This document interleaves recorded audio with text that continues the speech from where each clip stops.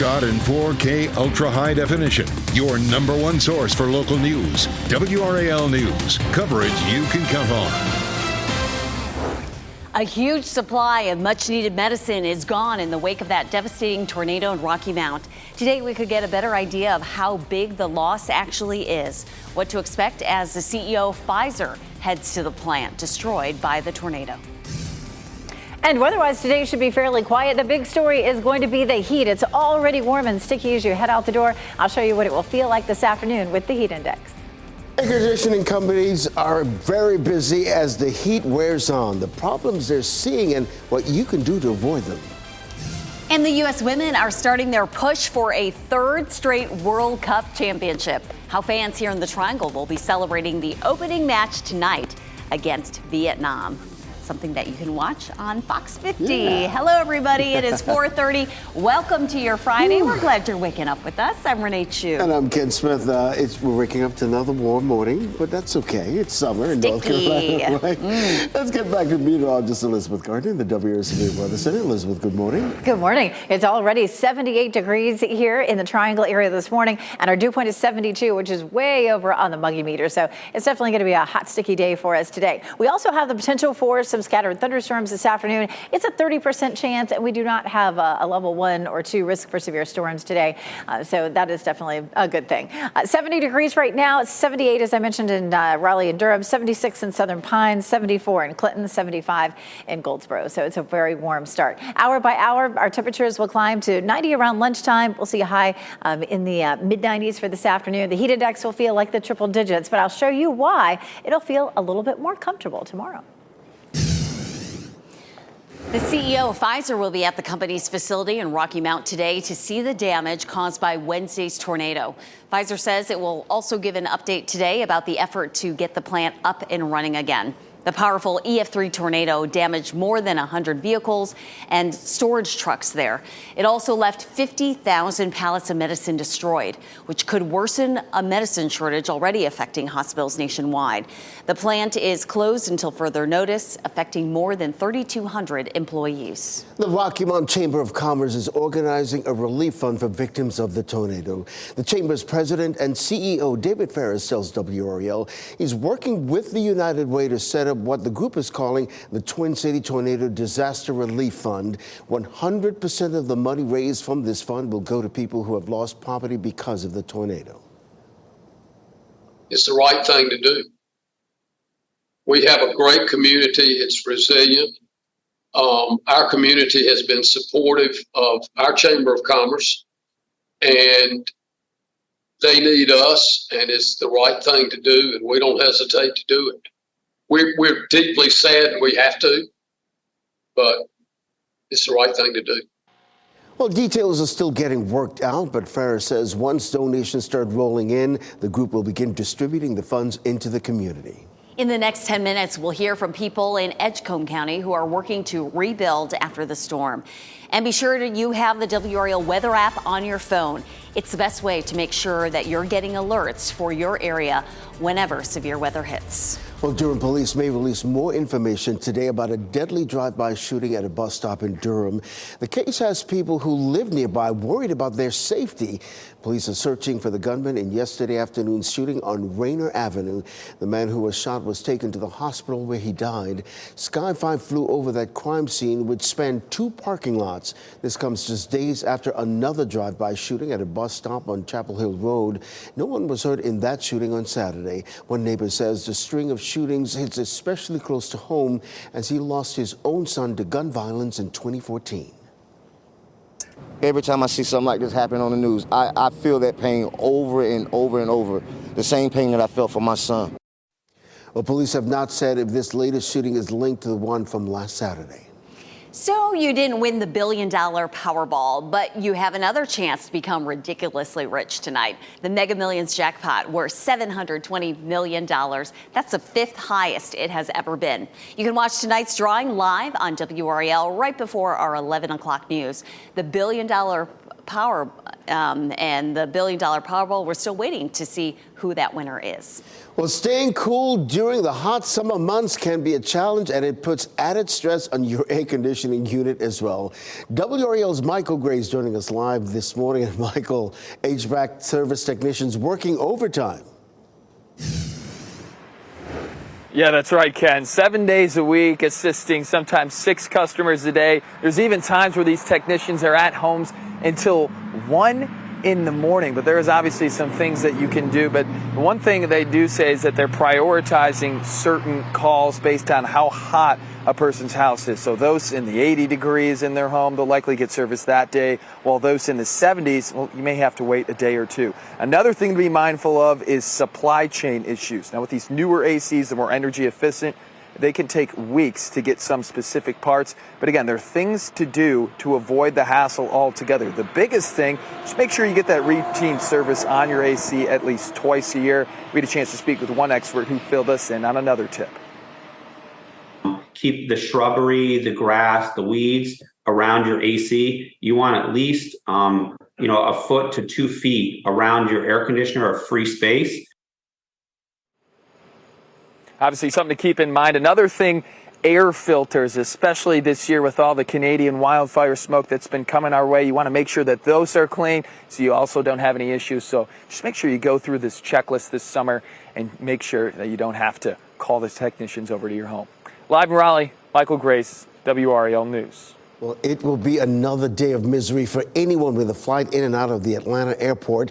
Take a look at what we're talking about. New video posted to Twitter after 2:30 this morning shows the line for the Delta help desk. You can see that line stretches back a long way. Already this morning, there are nearly 100 flights that are delayed or canceled in Atlanta. We told you at 10 and 11 last night, severe weather in Georgia was causing problems. The impact at RD International is minimal right now, but that could change. We'll continue to monitor this situation as it develops throughout the morning. The next step in getting renovations for PNC Arena approved will happen today. The Centennial Authority, which oversees the arena, will meet with stakeholders about the different proposals for the renovation. There's no price tag on this project yet. The committee has to decide which proposals it wants, and then both Wake County and Raleigh City Council will have to approve it. The renovation project has been on hold since the pandemic. Well, hundreds of local business leaders will be meeting this morning to talk about the future of transportation in the Triangle. The Regional Transportation Alliance is hosting its annual breakfast. The focus will be on the start of the bus rapid transit system in the Triangle area and its benefits. This is a rendering of what one of those BT lines will look like. This morning's breakfast is at the new Western Raleigh-Durham Airport Hotel. We now know when construction on the new VinFast facility in Chatham County will start. The company says it will begin a week from today. The groundbreaking celebration begins at 8:30 on July 28th, with the actual groundbreaking taking place about an hour later. Well, the Women's World Cup is now underway, and you can catch all the action on Fox 50. The U.S. women's national team will play its first match of the tournament tonight. This is video of them training as they got ready for that game in New Zealand. Now, coverage of their match against Vietnam starts tonight at 8:45. Again, you can catch all the action on Fox 50, your home for the Women's World Cup. And you can cheer them on tonight at a watch party hosted by the NC Courage in Raleigh. It's happening at 9 at the Carolina Ale House on Skyland Ridge Parkway. If you plan on going, organizers say to get there about 90 minutes early to secure a seat and order some food. The team will be hosting more watch parties throughout the tournament. People at a gym suffer a close call as powerful winds bring down the building. How officials say everyone was able to escape without injury. And new developments in the case of a suspected serial killer in New York. The new information that has investigators searching several states for evidence. It's setting up to be another hot day as we look live at Apex down Salem Street. Meteorologist Elizabeth Gardner is back after the break with when we might get some relief from this heat and humidity.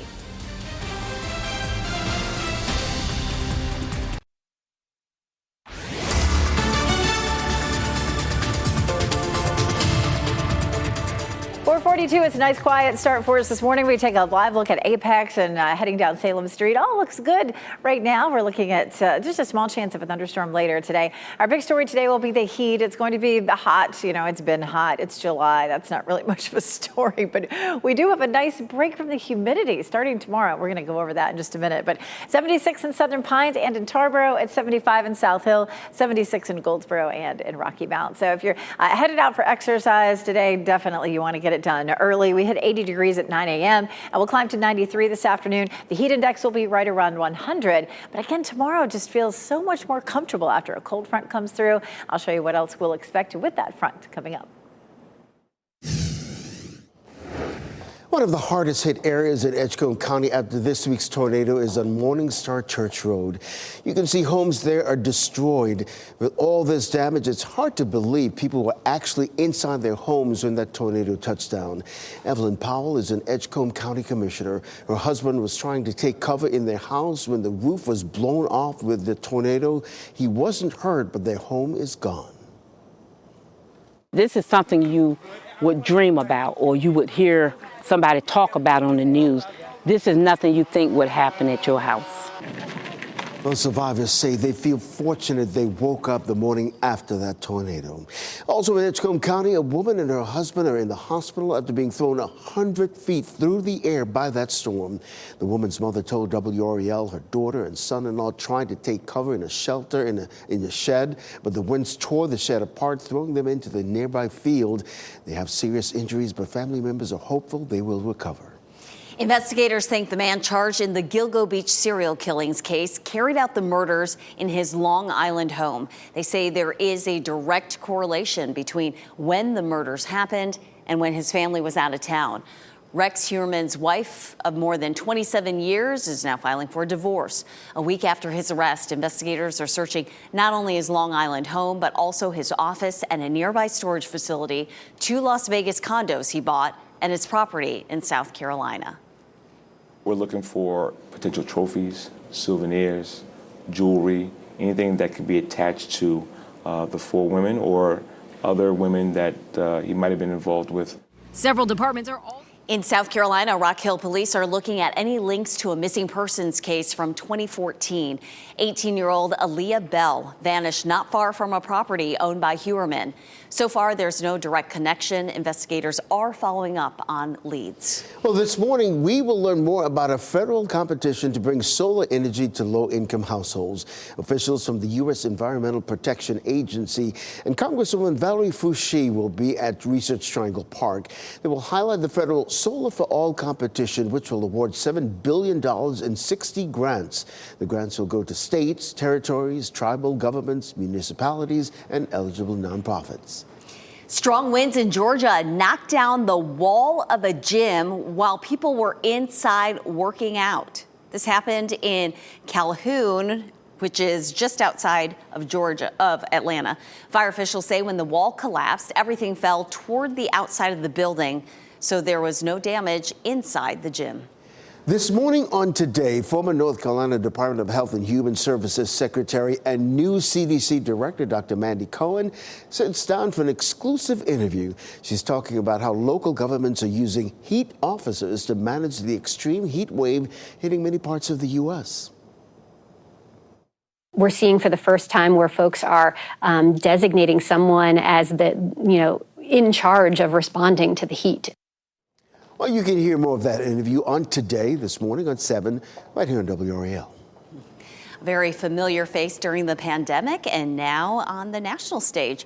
446 now. Let's get a check of our weather with meteorologist Elizabeth Gardner. We'll get through this hot day and then a little relief coming for the weekend. Yes, it's going to feel a lot more comfortable. We're not talking about fall conditions just yet, but at least we'll just see our humidity drop a touch. We take a live look at downtown Raleigh right now. All is good, 78 degrees though, so it's very warm, and our dew point is 72. So you step outside and you can feel a huge difference in the air inside in the air conditioning and that warm, sticky air that's still lingering for for us. We'll keep it in the 70s all the way up until around 9 a.m. So if you have something you need to get done outside, always best to get that done early.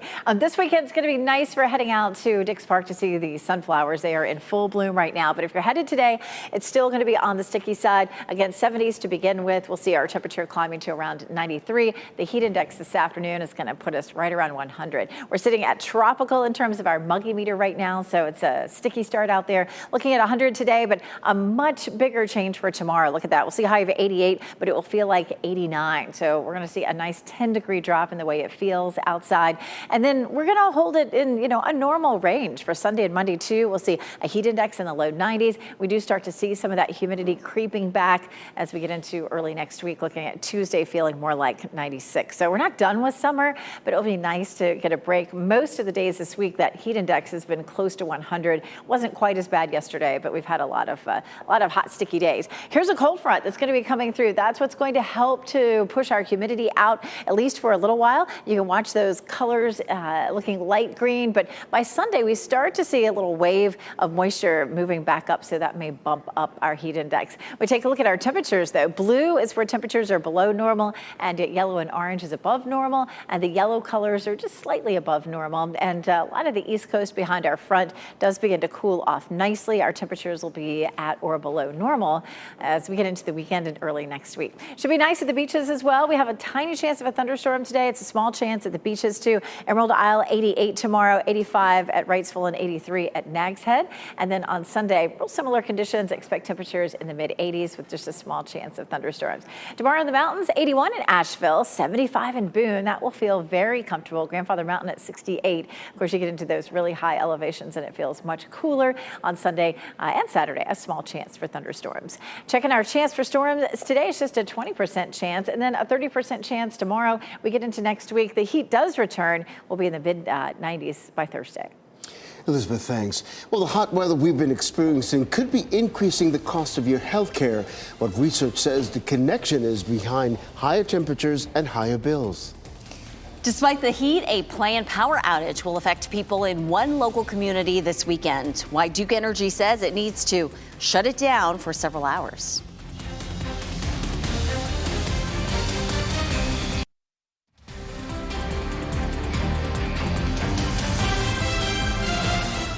Good morning at 4:52. Good morning, Lewisburg. You're waking up to another warm day, but as we get through this hot day, there's some relief inside over the weekend. Meteorologist Elizabeth Gardner will track all that for us. While strong storms such as this week's tornado are rare in North Carolina, they're becoming more common. Though it's difficult to analyze the relationship between climate change and tornado outbreaks, WRAL's Liz McLaughlin shows us how scientists are examining the factors that make these storms more likely. Tornado survivors are surveying the damage after their homes were ripped to shreds. But they're blessed. I mean, no one was injured. While the frequency and intensity of tornadoes have remained fairly steady, scientists say there are changes to where and when those destructive storms occur. We're experiencing fewer tornadoes in the Great Plains that a lot of people consider to be Tornado Alley, and more tornadoes farther east. A recent study forecasts that by 2100, the average annual number of supercells, massive rotating storms known for producing the most severe tornadoes, are projected to become 6.6% more prevalent in the eastern United States. That's sort of the prime area for tornadoes. And it's the prime area for tornadoes because that's where what we call the tornado ingredients come together. Those key atmospheric ingredients that lead to tornadoes are instability, warm, moist air near the ground with cooler, dry air above, and wind shear, a change in wind speed or direction over a short distance. It's climate change, and what is climate change doing to these ingredients? The research is showing concurrent changes in the ingredients, primarily moisture and instability. Those changes could make tornado seasons longer. Unwelcome news for Nash County residents in the path of the recent storm, starting the long process of cleaning up. Right now, it's just getting the furniture out of one, take it one step at a time, but just working each day as they come. That was Liz McLaughlin reporting. Now, climate scientists say tornadoes may be more likely to happen here in years to come as warming temperatures create more fuel for storms. We're learning more about 2 U.S. officials who had their emails accessed by Chinese hackers. The hacked accounts belong to U.S. Ambassador to China Nicholas Burns and the Assistant Secretary of State for East Asia, Daniel Crittenbrink. He recently traveled with Secretary of State Antony Blinken to China. The hackers used a stolen sign-in key to get into the emails. Officials say the hack was limited to unclassified email accounts. Hot temperatures are driving up energy expenses and also increasing the cost of health care. A study by Virginia Commonwealth University and the Center for American Progress found soaring temperatures will be responsible for an additional 235,000 emergency room visits and 56,000 hospital admissions each year. That's about $1 billion in additional healthcare costs. The CDC says an average of 700 people die from heat exposure each year. A member of one of Raleigh's first all-Girl Scouts BSA troops just completed her Eagle project. It's a pollinator-friendly butterfly garden at a senior community in Raleigh. Caitlin fell in love with the residents at Magnolia Glen, where her mom works as an occupational therapist. Caitlin was 5 when I started working here. She was on a year-round schedule, so she would come by once every track out and visit with the residents and come with me to work. And so she's now 15, and so she's grown up here, and she sees some of the residents here as her grandparents and extended family and loves to come visit. That is so sweet. Caitlin is a rising sophomore at Panther Creek High School, and she wants to work with seniors just like her mom does. Read this full story on WRAL.com. The CEO of Pfizer is expected to visit the Pfizer plant that was destroyed during Wednesday's tornado today. Coming up, I'll explain what's next for the thousands of employees who are waking up this morning without a place to work. And the hot weather is taking a toll on air conditioning systems. The work experts say you can do to make sure yours keeps running so that you can stay cool. And Women's World Cup action as the U.S. hits the pitch tonight, where you can join fans for the big game and cheer on the Americans to victory.